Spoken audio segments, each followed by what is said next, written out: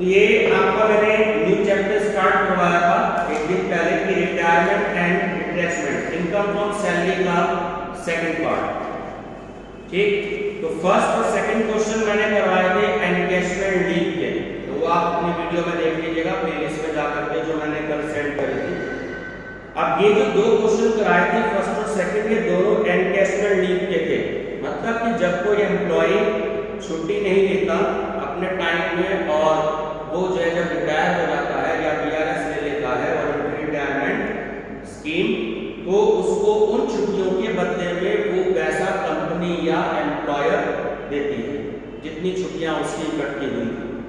अब जो question number 3 है, ये क्वेश्चन नंबर 3 मैं आपको करा रहा हूं इसी से, थोड़ा थोड़ा आपको समझ में आ जाएगा। ये पूरा लॉन्ग क्वेश्चन है, इस पर मोस्ट इंपोर्टेंट लगा लीजिएगा। ये लॉन्ग क्वेश्चन अगर आपको एग्जाम में आया तो पूरे 15 मार्क्स का आएगा। ठीक है, क्या है कि Shri Dhruv Kotiwal was manager in a company, in short premature retirement for service on 1 November 2020 after completing 25 years of service. ठीक है, तो जो 1 नवंबर को वो रिटायर हुए 2020 को, तो उन्होंने अपनी 25 साल की सर्विस कंप्लीट करी। ठीक है, उसके बाद में from 1 August 2019 his pay scale was 12,000 1200 2400, यानी कि जो उनका पे स्केल था वो कब से शुरू हुआ 12,000 से, फिर इंक्रीमेंट लगा 1,200 से और फिर इंक्रीमेंट लगा उसका 20,400 से। क्वेश्चन नंबर 3 रिटायरमेंट वाला चैप्टर, बात क्लियर हो गई। And was getting dearness allowance of ₹2,400, ठीक है, which was treated as salary for the purpose of retirement benefits. तो ये जो उसका डीए है इसको रिटायरमेंट बेनिफिट्स के पर्पस पे हमने इसको इंक्लूड कर लिया। ठीक, अब he had 6 month earn leave to his credit, इसको अंडरलाइन कर लीजिएगा, इसका रोल है क्वेश्चन। मिल गया भाई? Question number 3 income from salary retirement वाला chapter, second part income from salary. Income from salary के 2 चैप्टर हैं, रिटायरमेंट एंड रिटेंचमेंट वाला चैप्टर, ये उससे भी महान है। कंटेंट देखना चाहिए और देख क्या रहा है, ऑथर का नाम देखना है। Income from salary chapter number 7, ठीक है। चलिए, तो अब ये उसको पेड किया है सैलरी 92,400 और 12,400 डियरनेस अलाउंस। ठीक है, अब क्वेश्चन ने मेंशन किया कि compute the exempted amount regarding encashment of earned leave for the assessment year 2021-22। ये बात क्लियर हो गई? तो 2-3 चीजें इसमें बताऊंगा, क्योंकि परसों आप आए नहीं थे तो इसलिए मैंने 2 क्वेश्चन कराए थे, तो आप ध्यान से समझिएगा। जब भी हम एवरेज सैलरी कैलकुलेट करते हैं तो वो केवल और केवल 10 मंथ्स की कैलकुलेट करते हैं, ना 9 मंथ्स की ना 11 मंथ्स की, ये रूल है। ठीक है, एवरेज सैलरी, तो average salary for 10 months, average salary for 10 months, ये बात आपको याद रखनी है। ठीक है, और ये होता है इमीडिएटली प्रीसीडिंग दी रिटायरमेंट। इसके बाद आपको लिखना है इमीडिएटली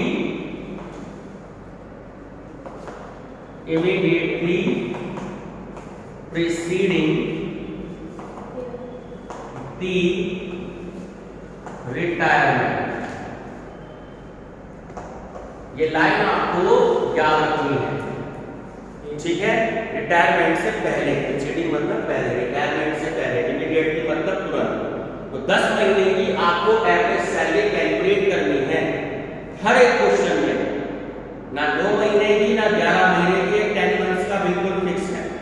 ये बात क्लियर होगी। अब सबसे पहले आपको इसकी सैलरी कैलकुलेट करनी है, हमें डेट पे ध्यान देना है, ठीक। तो दो तरीके से इसकी सैलरी कैलकुलेट होगी। क्यों? क्योंकि 1 नवंबर 2020 में तो वो रिटायर हुआ, एक तो इस डेट को अंडरलाइन कर लीजिएगा, ठीक है। और उसके बाद 1 अगस्त 2019 को उसका जो पे स्केल दिया था वो आपको क्वेश्चन में 12,000 से स्टार्टिंग में रखा है, ठीक है। तो सैलरी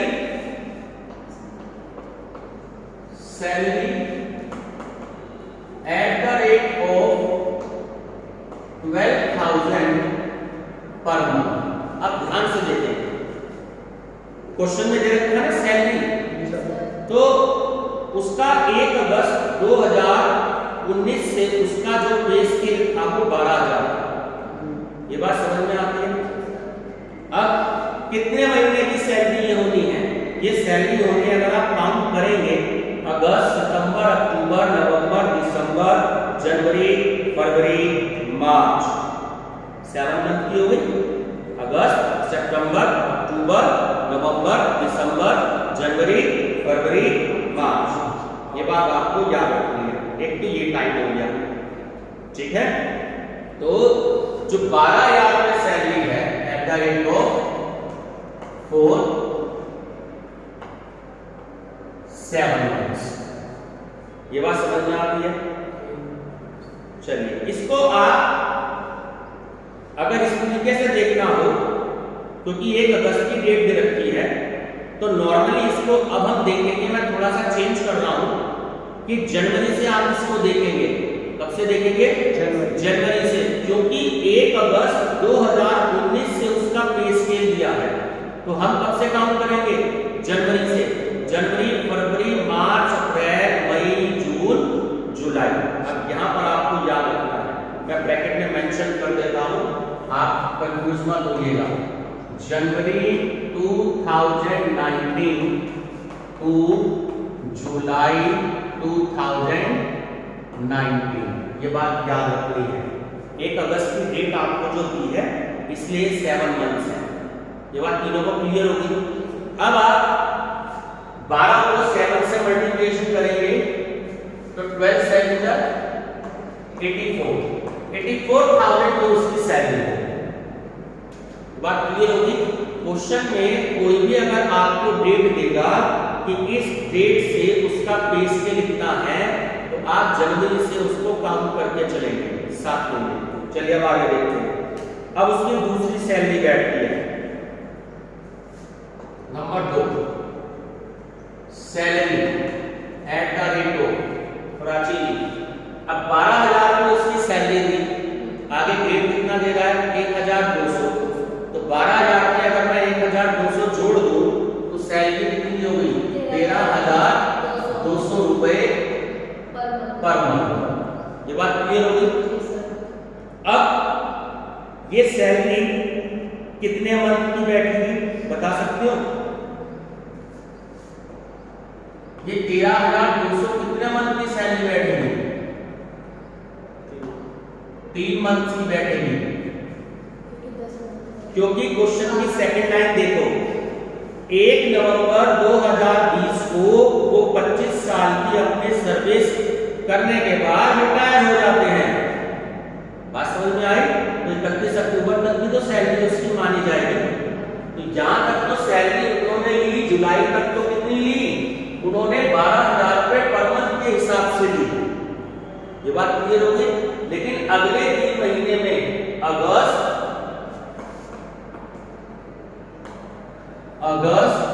सितंबर और अक्टूबर, 3 महीने जो उन्होंने सैलरी ली वो कितनी ली? 13,200 रुपए के हिसाब से। ये बात क्लियर हो गई, क्योंकि 1 नवंबर में वो रिटायर हो गए, ठीक है। क्योंकि मुझे कितने महीने कैलकुलेट करने हैं? ये क्वेश्चन में मैंने पहले ऊपर ही आपको लिख दिया, 10 मंथ्स की सैलरी ही लेते हैं, ये रूल होता है। चलो मल्टीप्लाई करके बताओ। 39,600। यहां तक की बात क्लियर हो गई। तो 7 महीने की सैलरी ये हो गई और 3 मंथ की सैलरी आपकी ये हो गई। देखिए डीए कितना दिया है उसने। अब डीए भी दे रहा है तो डीए भी बच्चे जल्दी जल्दी में 12 से मल्टीप्लाई कर लेते हैं। ध्यान रखना डीए भी आपको 10 मंथ्स का ही लेना है, ठीक है। डीए फॉर 10 मंथ्स पे तो कितना अमाउंट आ गया, देखो डीए कितना दे रहा है क्वेश्चन में, 2400। And he was getting dearness allowance ₹2400 per month. तो 2400 को 10 से मल्टीप्लाई कर दीजिए तो आपकी 24,000 रुपए डीए का अमाउंट आ गया। चलिए टोटल बताइए ना, टोटल कितना आता है? ये हमारी सैलरी आ जाएगी सर 147,600 147,600। तो ये आपकी आ गई सैलरी, ठीक है। क्या आ गई? ये उसकी कंप्लीट सैलरी आ गई। और हमें सैलरी कितनी चाहिए? हमें अब 1 महीने की सैलरी चाहिए। कितने की? 1 महीने की। तो अब आप एवरेज सैलरी कैलकुलेट करेंगे। एवरेज सैलरी 147,600 को कितने से डिवाइड करना है? 10 से। ये हर बार हर क्वेश्चन में 10 से ही डिवाइड करना, क्योंकि हमने 10 महीने की सैलरी कैलकुलेट करी है। ये बात क्लियर है? ऐसा नहीं कभी 8 से कर लो कभी 12 से कर लो, हमेशा 10 से भी डिवाइड होगी। तो 1 महीने की सैलरी हो गई 14760। ये बात क्लियर हो गई। जब भी आप सैलरी काउंट करेंगे तो आपको इस तरीके से ओवरऑल सैलरी कैलकुलेट करने के बाद उसकी एवरेज सैलरी कैलकुलेट करनी चाहिए, ठीक है। अब least of the following is exam. अब ये मैं आपको बताता हूं कि क्या एग्जाम्पल का, ठीक है। विल भी लगा लेना, वैसे तो इसको थोड़ा सा ग्रामर के हिसाब से यहाँ विल भी बढ़ जाएगा। Will be exam, will be या शैल बी यूज कर देते हैं। चलिए तो अब ये मैं आपको बताता हूं जो मैंने परसों 2 क्वेश्चन कराए थे। 4 लाइनें आपको याद रखनी है जैसे एचआर में याद रखते थे। तो सबसे पहले आपका अमाउंट आता है एक्चुअली रिसीव अमाउंट। आपने देखे कि उसने अमाउंट कितना रिसीव किया। अब ध्यान देना, ये बच्चे कंफ्यूज हो जाते हैं, बच्चे इस अमाउंट को ले लेते हैं। नहीं, अब क्वेश्चन के आगे की लाइन पढ़ो जो 5th लाइन में बोला है उसने कि he had 6 months earned leave to his credit. He was paid 92,400 salary and 12,400 dearness allowance. अब इसका रोल होगा, आज समझ में आई? तो आप यहां पर लिखेंगे 92,400 और 12,400। बोलो दोनों का टोटल कितना है? ये अमाउंट उसने रिसीव किया 1,04,000। तो ये अमाउंट उसने रिसीव किया है। हम रिसीविंग अमाउंट लिख रहे हैं, एक्चुअल रिसीव्ड अमाउंट, ठीक है। अब सेकंड क्या होता है? 10 मंथ्स की सैलरी जो मैंने आपको बताई, मैं लाइन बता रहा हूं, उस लाइन को याद रखिएगा।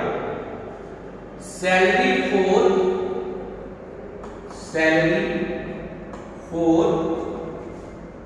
10 मंथ्स जो हमने अभी कैलकुलेट करी। सैलरी फॉर 10 मंथ्स, ठीक है, on the basis of average salary. ध्यान रखिएगा कितनी थी एवरेज सैलरी, कितनी कैलकुलेट करी थी हमने? 14,700। नहीं, 10 मंथ्स की लेनी है, 1,47,600 लिखा है ना। सैलरी फॉर 10 मंथ्स, 10 मंथ की सैलरी जब वो होगी 1,47,600। यहाँ तक क्लियर है? अब क्वेश्चन में जो मैंने आपको अंडरलाइन करवाया था 6 मंथ वाली लाइन कि he had 6 months earned leave to his credit। मैंने बोला था आपको कि इसका क्वेश्चन में रोल होगा। अब इसका रोल है, ठीक है, salary for 6 month, salary for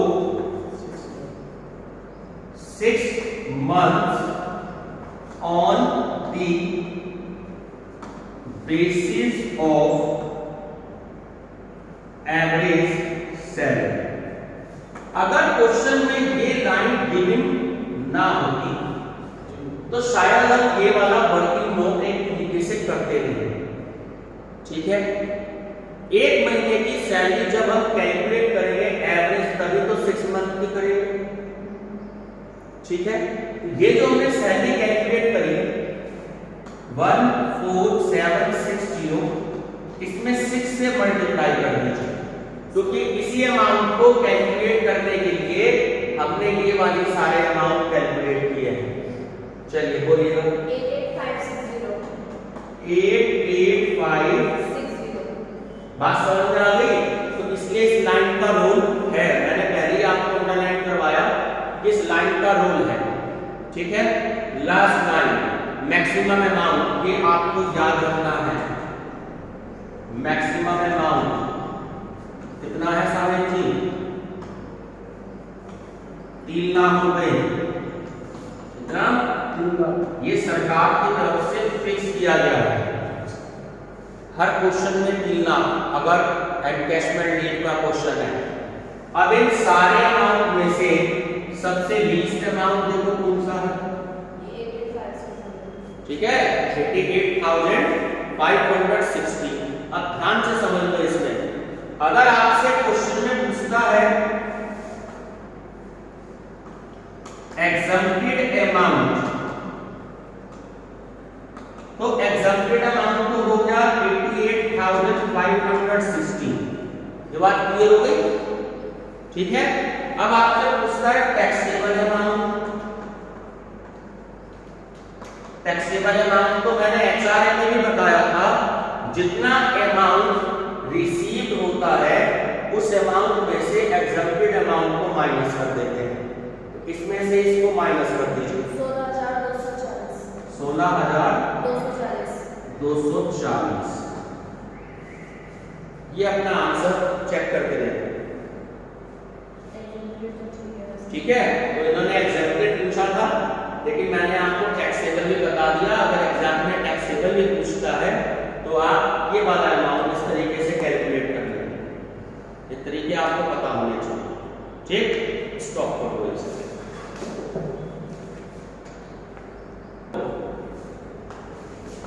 अब ये 3 क्वेश्चन जो थे वो आपके हो गए ग्रेजुएटी, इसके एनकैशमेंट लीव के, ठीक है। अब जो क्वेश्चन है ये आपका ग्रेजुएटी का स्टार्ट हो रहा है, ठीक है। अब पिछले क्वेश्चन से कोई मतलब नहीं है इसका, ये बात ध्यान रखना। वो तीनों क्वेश्चन अलग है, अब यहाँ इनकी डिडक्शन अलग है। अब हम पढ़ते हैं कि क्या है क्वेश्चंस में इंफॉर्मेशन आपके लिए।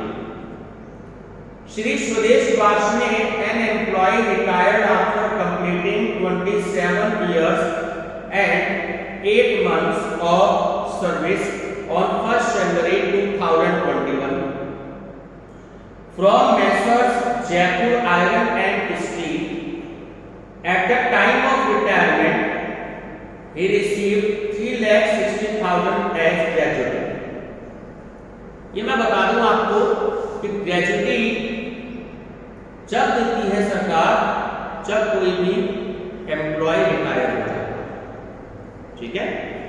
हालांकि वो एक टेक्निकल बात है कि कोई अपने अमाउंट सरकार से निकलवा लेता है, कुछ समय के लिए थोड़े बहुत अमाउंट की जरूरत पड़ती है, लेकिन पूरा अमाउंट तभी मिलता है जब वो एम्प्लॉय रिटायर हो जाता है, ठीक है।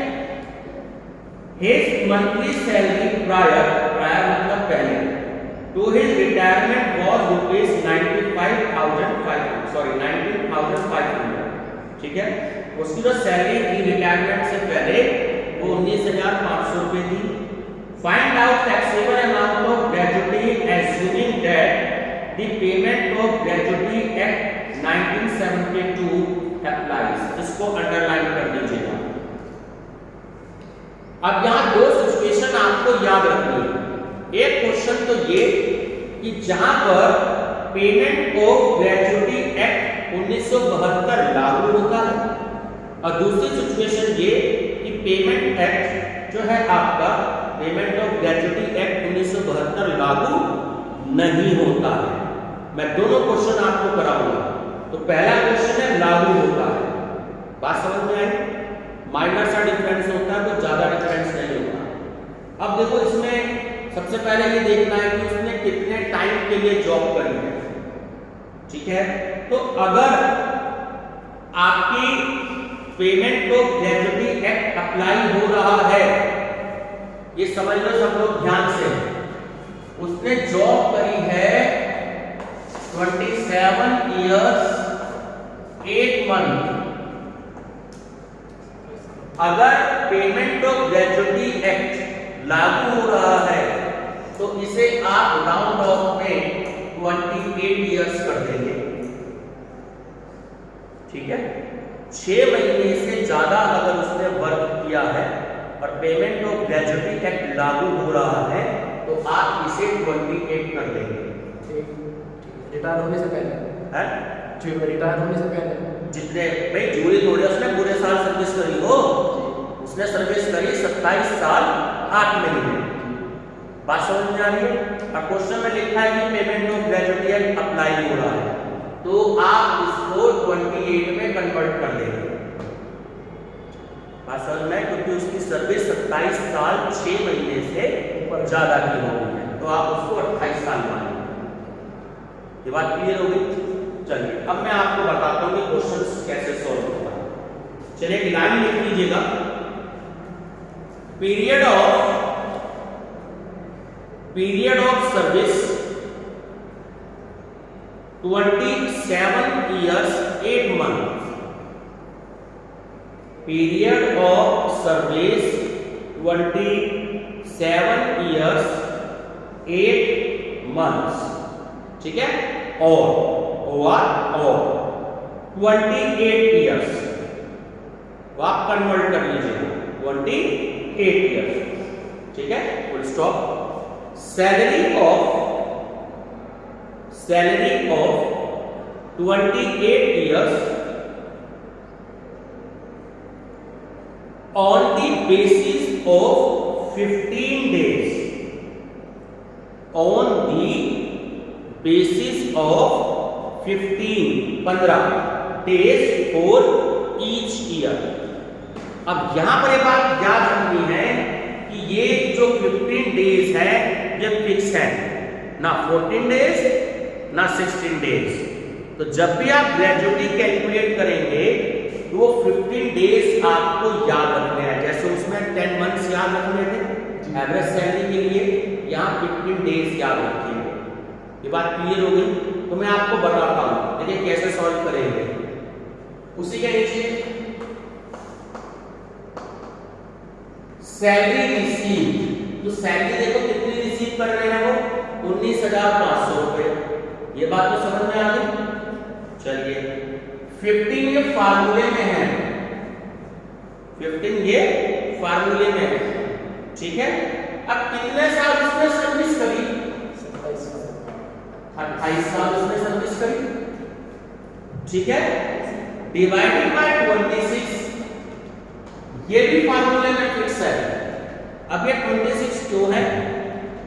एक महीने में दिन सरकार मान के चलती है 30 और 4 मान के चलती है उसमें संडे, और संडे की होती है छुट्टी। तो 30 में से 4 दिन माइनस करेंगे, कितने हो गए? 26 दिन। तो ये 15 और ये 26 ये फिक्स है फार्मूले। ये बात समझ में आती है?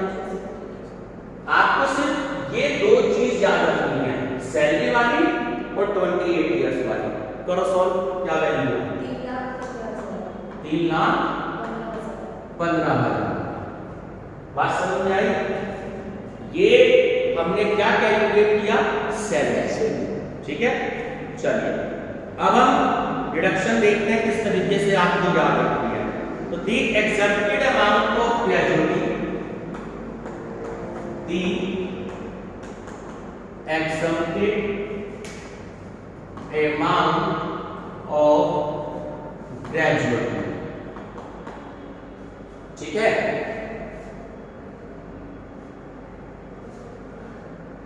यहाँ नोट कर लिया। अब आगे की लाइन पूरी लिखवा रहा हूं एक क्वेश्चन में।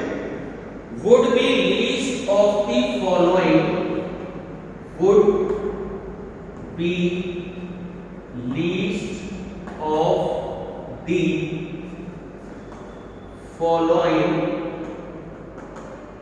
Three amounts. वहां पर चार आपको अमाउंट्स याद रखने थे, यहां पर आपको तीन अमाउंट्स याद रखने हैं। तीनों में जो सबसे कम होगा, ठीक। अब फर्स्ट क्या है? फर्स्ट होता है एक्चुअल अमाउंट रिसीव।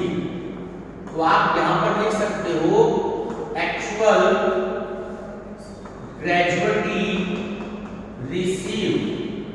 अब देखो एक्चुअल ग्रेजुअली जो रिसीव्ड हुई है वो कितनी है, वो क्वेश्चन में आपको दे रखी है तीसरी लाइन में 3,60,000।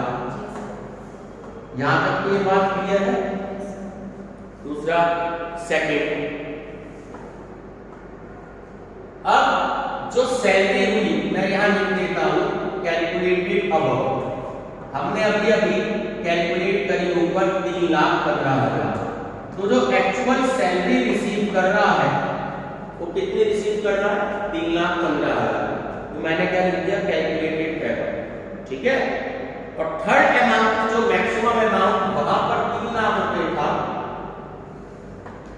मैक्सिमम अमाउंट ये आपको याद रखना है। तो मैक्सिमम अमाउंट आपका हो गया 20 लाख रुपए। कितना हो गया? 20 लाख। ये आपको याद रखना है। ये बात क्लियर होगी? इसमें 20 लाख, ये बात क्लियर होगी? ठीक सर, उसमें पहले वाले का 3 लाख वो एनकैशमेंट लीव था 3 लाख रुपए, ये ग्रेजुएट है। कई साल पहले 10 लाख था, सरकार ने इसको बढ़ा करके 20 लाख कर दिया, ठीक है। अब इसमें सबसे कम अमाउंट देखो क्या है? 3 लाख। तो अब दोनों चीजें हैं। अब इस क्वेश्चन में तो लास्ट में सिर्फ ये पूछ रहा है कि find out taxable amount of gratuity. Taxable पूछ रहा है ना, तो सबसे पहले आप एग्जम्प्टेड कैलकुलेट करोगे कि एग्जम्प्टेड अमाउंट ऑफ ग्रेजुएटी। तो देखो जो सबसे लीस्ट अमाउंट है वो कितना है? 3,15,000। यहां तक तो क्लियर है। अब आपको टैक्सेबल कैलकुलेट करना है। टैक्सेबल अमाउंट ऑफ ग्रेजुएटी, फिर से वही बात, रिसीव कितने हैं? 3,60,000। रिसीव में से माइनस कर देते हैं, तो 3,60,000 में से 3,15,000 माइनस कर दीजिए। 45,000 देखो आंसर आ रहा है, यही है। तो 45,000 ये आपका आंसर है, ठीक हो गया नोट? तो बहुत अच्छा क्वेश्चन है। शॉर्ट क्वेश्चन आते हैं जब आपको शुरू के 10 क्वेश्चन आएंगे शॉर्ट, उसमें ऐसा क्वेश्चन आता है, ठीक है। चलिए अब मैं करवा रहा हूं इसमें आपको क्वेश्चन नंबर 5। इसमें payment of gratuity act applies नहीं हो रहा, तो ये मैं आपको क्वेश्चन करवा रहा हूं। चलिए क्वेश्चन नंबर 5 है।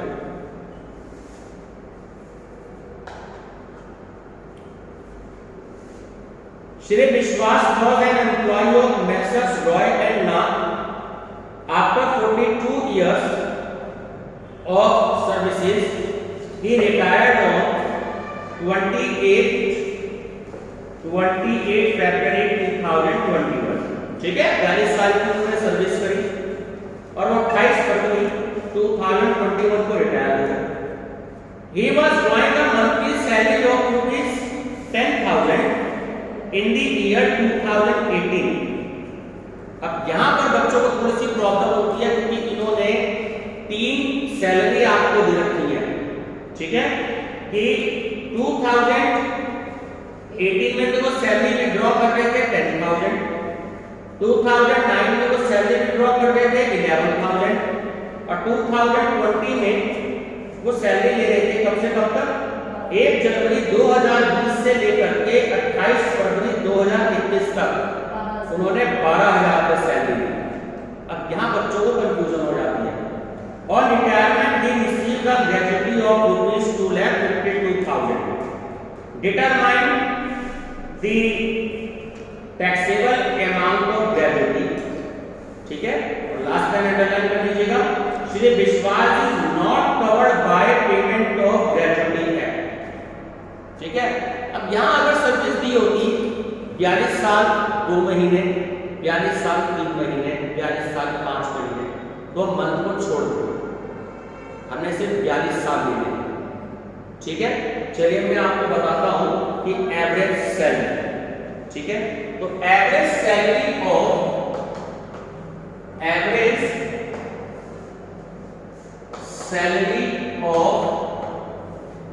10 months preceding retirement, तो कितनी सैलरी ले रहे थे वो? सॉरी जी, रिटायरमेंट से पहले उनकी सैलरी क्या थी? 12,000 रुपये। ध्यान से देखो, 1 जनवरी 2020 से लेकर के 28 फरवरी 2021 तक उनकी सैलरी थी 12,000। यहाँ तक की बात समझ में आती है? चलिए, बच्चों को थोड़ी सी कंफ्यूजन हो जाती है। अब 42 साल जब उन्होंने सर्विस करी है, ठीक है, तो 15 दिन के हिसाब से अब उनकी सैलरी बैठती है 21 महीने की। हाफ कर दें हम उसको, तो salary for 21 months, salary for 21 months. ठीक है प्राची जी, 42 मंथ्स अगर मैं लेता, लेकिन यहां पर तो 15 दिन का हिसाब किताब है, तो 42 का हाफ कितना हो गया? 21 हो गया। ठीक है, मैं ब्रैकेट में लिख भी देता हूं कि 1/2 मंथ सैलरी, जिससे आपको याद रहे 1/2 मंथ सैलरी। ठीक है, बात समझ में आ गई? फॉर ईच कंप्लीटेड ईयर, ये भी लिख देता हूं, इसको भी याद रखना, फॉर ईच कंप्लीटेड ईयर। ये बात समझ में आ रही है? 42 साल उन्होंने सर्विस करी, तो 42 महीने की सैलरी, लेकिन जब हमने 15 दिन इसको लेना है, तो हमने 1/2 मंथ्स कर दिया। ये बात समझ में आती है? मल्टीप्लाई कर देंगे 21 से, 12,000 को करो मल्टीप्लाई, कितनी वैल्यू आई? 21 का समझ में आ गया ना? 15 दिन के हिसाब से 42 का आधा 21, तो 12,000 एक महीने की सैलरी है, बोलो कितनी आई? 2,52,000। ये तो हो गई उसकी सैलरी। क्या हो गई? सैलरी। ठीक है, अब ये एग्जेम्प्टेड ग्रेजुटी, एग्जेम्प्टेड ग्रेजुटी क्या लाइन लिखनी है? Exempted gratuity will be least of the following, या shall will be least of the following, जो सबसे कम होगी वही एग्जेम्प्टेड हो जाएगी। चलिए बोलिए प्राची, फर्स्ट नंबर में क्या आएगा? एक्चुअल ग्रेजुटी रिसीव, तो एक्चुअल ग्रेजुटी रिसीव, देखो क्वेश्चन में कितनी गिवन है? ये भी 2,52,000 है। ठीक है, उसके बाद सेकंड नंबर में क्या लिखवाया था? सैलरी हमने जो भी कैलकुलेट करी, तो कैलकुलेटेड अबव, तो जो उसकी सैलरी बैठी वो भी 2,52,000 बैठी। ठीक हो गया? और मैक्सिमम अमाउंट कितना बताया था?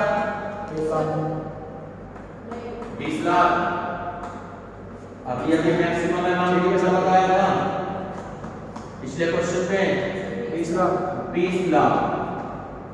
ठीक, अब देख लो इनमें से और इनमें से कम क्या है। तो 2,52,000 रुपए आपका सबसे कम है। अगर आपसे